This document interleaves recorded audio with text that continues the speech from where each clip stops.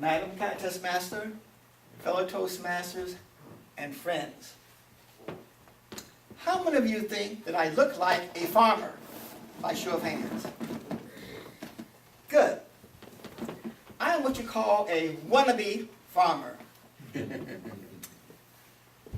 This afternoon, I want to share with you my pain, love, and labor of putting together my first vegetable garden.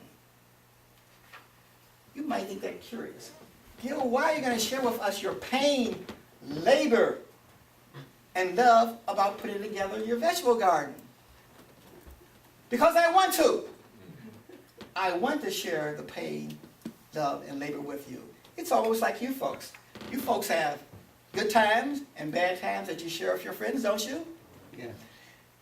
Sometimes your friend listens patiently at you, and sometimes they say, oh, here he comes again. So I want to share with you my pain, love, and labor that I put into my vegetable garden. My wife and I live in Catonsville, Maryland. And we, like the other neighbors, have a large backyard, large front yard. And this year I had an opportunity to fulfill one of my greatest dreams, and that is to put together a vegetable garden. I told myself I would love to plant some carrots, some radishes, and some tomatoes, and even share them with the neighbors and even you Toastmasters. I envisioned having a great time, knowing that there would be a little labor. I decided to have a modest garden. A modest garden for about 8 feet to 12 feet. That's not much, 8 feet to 12 feet. So let's get started on planting the garden.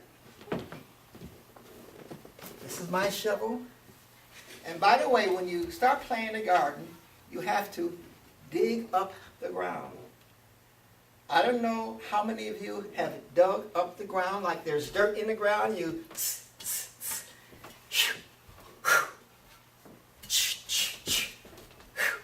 and by the way, that's 8 feet by 12 feet.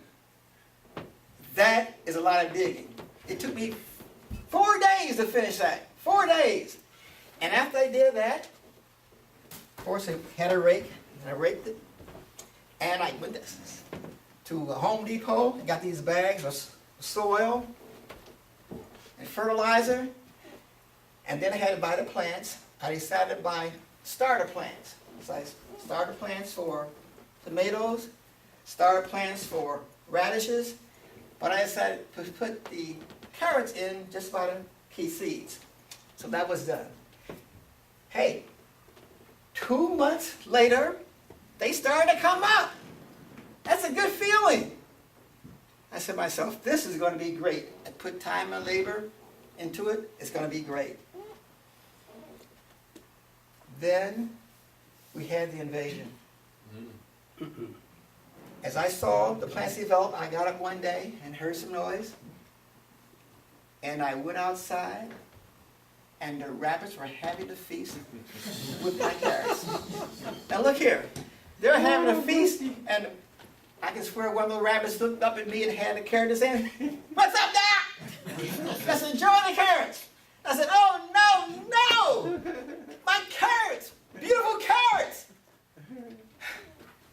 The carrots are ruined, but I had 2 more left. I had the radishes, and I had the tomatoes. And I was weeding, and you folks have done weeding before. That's a lot of work. Weeding. But I knew that all this would bring love and beautiful radishes and also tomatoes. Another week went away, and lo and behold, I heard some noise again outside.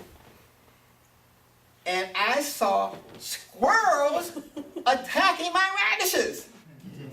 Now, you know, these are the squirrels, and they're very sly animals.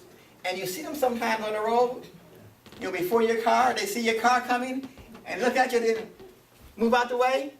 Well, these radishes, these squirrels, not only love acorns, they love radishes. And I just saw parts of my radishes on the ground. I said, no, no! All the work I put into it. So I said, at least I have the tomatoes. One of my best vegetables.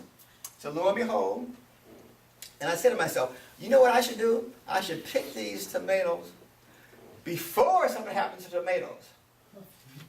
Well, the night before I planned to take the tomatoes, there was a full moon. And some of you have heard about full moons. At full moons, you don't know what's going on. All kinds of things happen on full moon nights. So I got up, and I heard this noise, and that was the day that I was supposed to pick the tomatoes. And I went outside, and these birds were swarming all over my tomatoes. I was so upset, so upset. I had to shovel and try to get them out. Okay, get away from my tomatoes, get away from my tomatoes, get away. But it was too late. It was ruined. All the love, pain, and labor I put into this garden, I know you feel it with me.